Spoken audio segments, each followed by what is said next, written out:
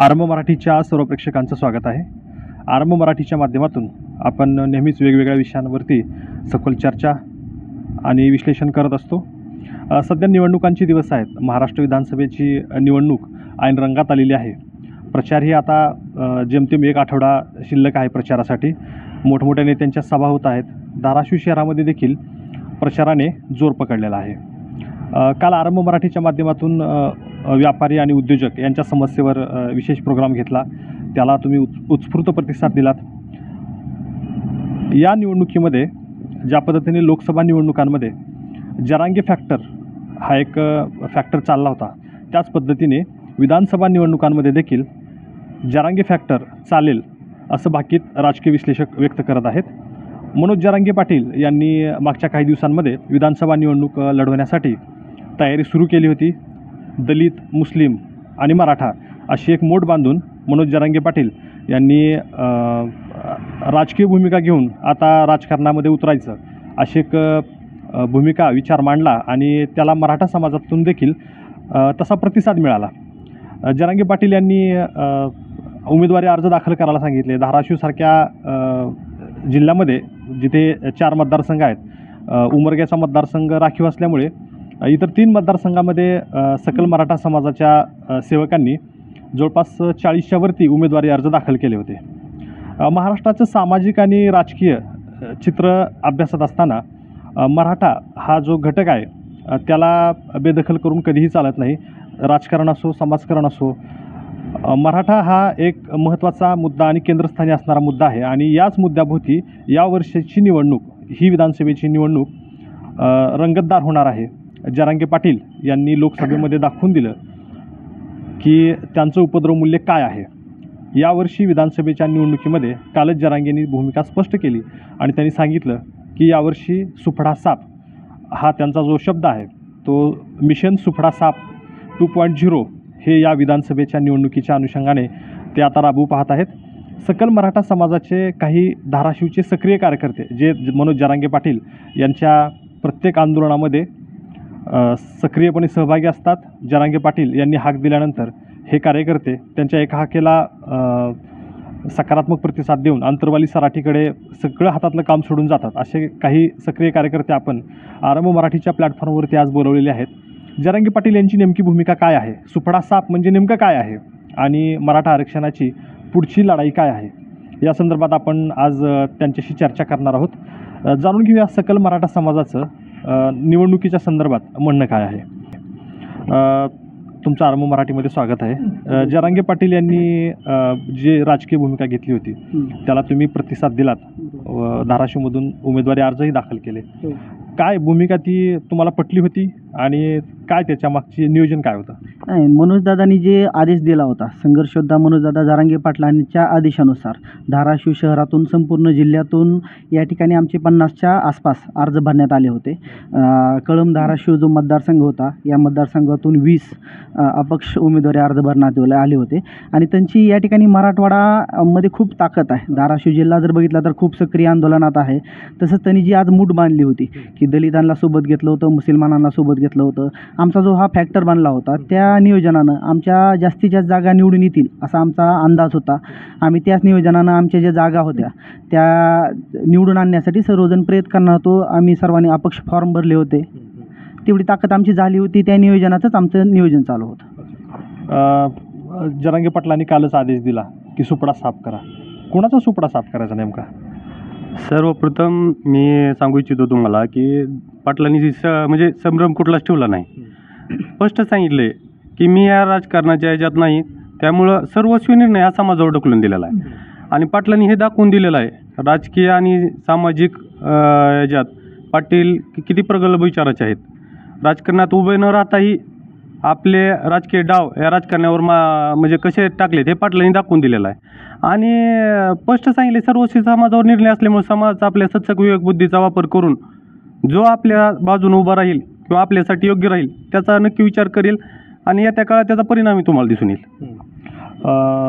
मला सांगा, जरांगे पाटलांनी शेवटच्या दिवशी अगदी जाहीर केलं की उमेदवारी आम्हाला दाखल करायचीच नाही, आम्हाला राजकारण करायचंच नाही. काय गनिमी कावा आहे की त्यांना कळाले की राजकारणात आपल्याला काही यश मिळणार नाही? नाही, मुळात कसं आहे, ज्या व्यक्तीला शिवतंत्र आणि गनिमी कावा समजला त्याच व्यक्तीने या महाराष्ट्रावर राज्य केलं. त्याचप्रकारे मनोजदादा या महाराष्ट्रावर राज्य करत आहेत, लोकांच्या मनामध्ये राज्य करत आहेत. त्याचं मुख्य कारण म्हणजे त्यांना शिवतंत्र आणि गनिमी कावा मुळात समजलेला आहे, जो या विरोधकांना समजलेला नाही. त्यांचा पूर्ण निर्णय हा गनिमी काव्याला अनुसरूनच असतो. त्याचाच एक भाग म्हणून त्यांनी आम्हाला सांगितलं की आपण या ठिकाणी फॉर्म भरा. खरं तर मुळात ही लढाई महाराष्ट्रातल्या मराठा समाजाला आरक्षण देण्यासाठी सुरू झालेली आहे, कुणालाही आमदार खासदार करण्यासाठी तर मुळातच नाही. त्याच्यामुळं आम्ही या फॉर्म भरण्याच्या प्रक्रियेकडे आणि काढून घेण्याच्या प्रक्रियेकडे एक मुळात या आतापर्यंत मागील 15 महिन्यात जे आंदोलनं झालीत ते आंदोलनाचाच एक भाग म्हणून या फॉर्म भरणे आणि काढणे या प्रक्रियेकडे पाहत होतो, ना की आम्ही कुणीही आमदार होणार आहोत या प्रक्रियेकडे. त्या दृष्टिकोनातून आम्ही कधीच पाहत नव्हतो. त्याच्यामुळं ज्या पद्धतीनं छत्रपतीने एखाद्या किल्ल्यात आपलं सैन्य कमी असताना समोरच्याला पळून दमवून मारायचं, जायचं, परत पुन्हा झाडात लपून बसायचं, त्याच पद्धतीनं हा गनिमी कावा आहे. निवडणुकीला सामोरे जायचं आणि ऐन टायमाला माघार घ्यायची. युद्ध खेळत असताना सतत युद्ध खेळणं याला कधीच चातुर्य म्हणत नाहीत, शक्ती म्हणत नाहीत. त्याला कुठं थांबावं लागतं हे ज्याला समजतं त्याला खरा योद्धा म्हणतात आणि हे मनोजदादाला समजलेलं आहे. त्याच्यामुळं हा एक आमचा गनिमी काव्याचाच प्रकार होता. लोकसभेच्या निवडणुकीमध्ये जरांगे फॅक्टर चाललेला आहे, प्रचंड चालला. हे महायुती सरकारही चांगलं ओळखतं आणि महाविकास आघाडीही ओळखतं. विधानसभेला तो जरांगे फॅक्टरचा जो फेवर आहे तो आहे का चालू? नक्कीच आहे. लोकसभेला चित्र वेगळं होतं, पण संघर्ष योद्धा मनोजदादा जरांगे पाटलांनी आम्हाला मागील 2-4 दिवसात सांगितलेलं आहे की 20 तारखेपर्यंत हे इलेक्शन आहे. 20 तारखेच्या नंतर आपल्याला मराठा आरक्षणाचा लढा पुन्हा जोमाने चालू करायचा आहे. आणि त्यांनी आम्हाला सांगितलं की बाबा, मराठा उमेदवार असतील, मराठा लोक असतील, जातीच्या विरोधात बोलू नका, आपल्याला जात मोठी करायची आहे. कसा का असं आपला मराठा आहे, त्या मराठ्याला मोठं करा, त्या मराठ्याच्या पाठीमागं उभा राहा. कारण 20 तारखेच्या नंतर देखील आपल्याला आंदोलन तितकं जोरात सुरू करायचं आहे. त्याच्यामुळे जरांगे दादाचा आम्ही शब्द ऐकलेला आहे आणि आम्ही जातीच्या विरोधात बोलणार नाही, कुणाच्या विरोधात बोलणार नाही. आणि 20 तारखेच्या नंतर जरांगे दादाच्या पाठीशी पहिलं आम्ही ज्याप्रमाणे आंदोलनात होतो आणि या पुढे देखील आम्ही त्यांच्यासोबत राहू. जरांगेंच्या एका हाकेला ओ म्हणून लाखो जनसमुदाय अंतरवाली सराटीकडे जातो, त्यांच्या प्रत्येक कृतीला सकारात्मक प्रतिसाद देतो. तर ही जे पाडापाडीचा त्यांनी जो आदेश दिला आहे त्यात कोणाचं नाव नाही घेतलेलं. आता काय भूमिका घ्यायची मराठा सेवकांनी? मराठा सेवकांना माहीत आहे कोणाला पाडायचं, कोणाला निवडून यायचं तर माहीत आहे. कारण गेल्या वेळेस लोकसभेला पण असाच आदेश चालू होता की पाडा, पण त्यावेळेस नाव होतं घेतलेलं कोणाला पाडायचं ती. यावेळेस पाडा, फक्त जरांगे पाटलांचा आदेश आहे की पाडा, म्हणजे यावेळेस सुपडा साफ करायचा आहे. पण कोणाचा करायचा आहे ही सर्वसामान्य जनतेला माहीत आहे, मराठा समाजाला माहीत आहे. कारण आजपर्यंत या दोन्ही पक्षाच्या, म्हणजे दोन्ही महाविकास आघाडी असो किंवा युती असो, या दोघांनीही आपल्या जाहीरनाम्यात तर सोडाच, पण असं प्रत्यक्षही कुठं मराठा आरक्षण आम्ही देऊ असा कुणीही उल्लेख केलेला नाही. पण तरीही मराठा आरक्षणाला सगळ्यात जास्त विरोध ज्यांनी केला ते सगळ्या महाराष्ट्राला माहीत आहे कुणी विरोध केला. त्यामुळे सुपडा साफ कोणाचा होणार हे सगळ्यांना माहिती आहे. त्यामुळे यावर्षी नक्कीच जसा लोकसभेला जरांगे फॅक्टर चालला तसाच यावेळी वेळेस जरांगे फॅक्टर चालणार आहे. आणि जरांगे दादाच्या आदेशानुसार जे काही मराठा आरक्षणाला विरोध केला, ज्यांनी लाठीचार्ज केला आहे किंवा मराठा आंदोलकावर गुन्हे दाखल केले, मराठ्यांना वेटीस धरलं, अशांचा सुपडा साफ यावेळी नक्कीच होणार, विधानसभेला होणार आहे. मला सांगा, आता विधानसभा निवडणुकांच्या प्रचार सभा जोरदार होत आहेत, प्रादेशिक केंद्रीय पातळीवरचे नेते येत आहेत. या आठवड्यात धाराशिवमध्ये देखील काही सभा झाला, काय सभा होणार आहेत. परंतु एकाही सभेमध्ये जरांगे पाटलांच्या आंदोलनाबद्दल कोणी वाच्यता करत नाही. आंदोलनाबद्दल जरी वाच्यता नाही केली तरी ते आज समाज बघतोय, त्यांच्या सभा बघतायत किंवा त्यांचे जे उमेदवारी अर्ज भरायचे जे रॅली आहेत त्यांची जर संख्या बघितली तर अशी बोटावर मोजायसारखी संख्या आहे. आजचे जे मोठमोठ्या रॅली फॉर्म भरताना होत होत्या किंवा उमेदवारी अर्ज भरताना होत होत्या त्या होत नाहीत. आणि नाही म्हणलं तरी प्रत्येक आज जर तुम्ही महाराष्ट्रामध्ये जर बघितलं तर मराठा उमेदवारांना सर्वच पक्ष, मी म्हणतो की महाविकास आघाडी असेल की महायुती असेल, 6च्या 6 पक्षांनी मराठा उमेदवाराला उभे करायचं प्रमाण यावेळेस वाढलेलं आहे. हा जरांगे फॅक्टरच आहे. त्याच्यानंतर जे काही सर्व राजकारण आज घडत आहे तर आज जर बघितलं तर संपूर्ण महाराष्ट्रामध्ये फक्त जरांगे पाटील यांच्या विचारावर केंद्रस्थानी जरांगे पाटील आणि मराठा आरक्षण याच्यावरच केंद्रस्थानी ठेवून या विधानसभेच्या इलेक्शन होत आहेत. संपूर्ण महाराष्ट्रामध्ये मराठा इलेक्शन किंवा मराठा जरांगे पाटील पॅटर्न हाच चालणार आहे.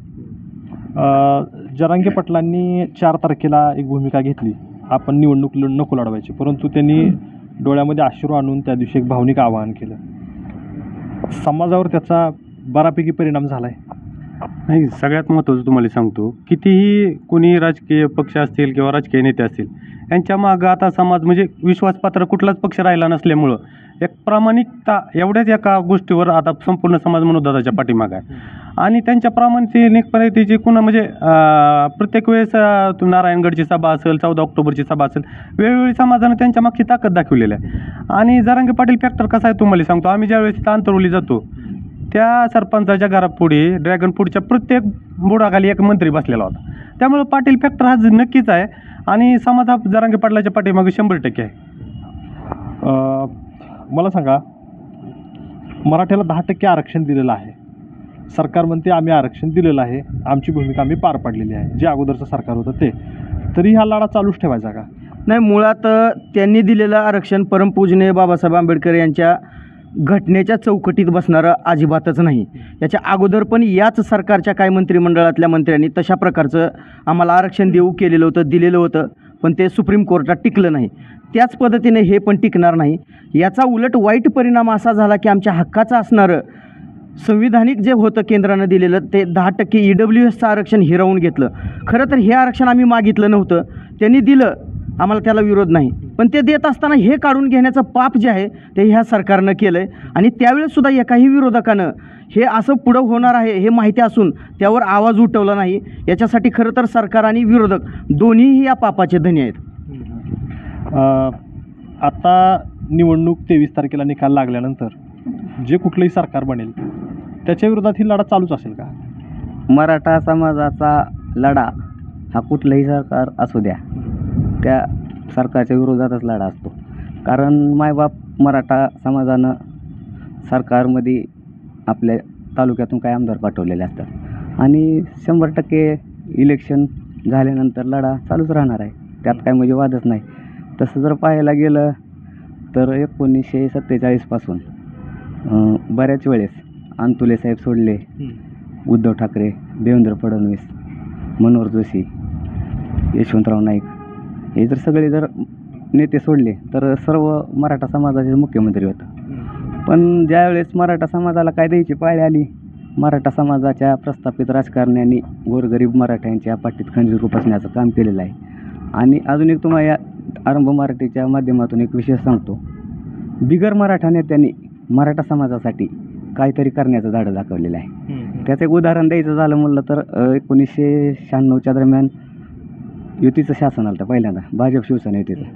त्यावेळेस अखिल भारतीय मराठा महासंघाचे राष्ट्रीय अध्यक्ष किसनराव वरखेंडे साहेब होते आणि अण्णासाहेबांना जाऊन नुकतेच एक 10 ते 12 वर्ष झालेले होते. त्यावेळेस वरखेंडे साहेबांनी हिंदू हृदय सम्राट शिवसेना प्रमुख बाळासाहेब ठाकरेंना सांगितलं किंवा गोरगरीब लोकांसाठी, कष्टकऱ्यांसाठी, हमाल माताड्यांसाठी मराठा आरक्षणासाठी लढा दिलेल्या अण्णासाहेब पाटलाच्या नावानं आपल्याला महामंडळ स्थापन करायचं आहे. मग त्यावेळेस मुख्यमंत्री कोण होते? मनोहर जोशी होते. उपमुख्यमंत्री कोण होते? गोपीनाथराव मुंडे होते. या बिगर मराठा नेत्यांनी त्यावेळेस अण्णासाहेब पाटलाच्या नावानं महामंडळ स्थापन केलं. लोकसभेला जरांगे फॅक्टर चालला, विधानसभेला किती मतदारसंघात जरांगे फॅक्टर चालणार?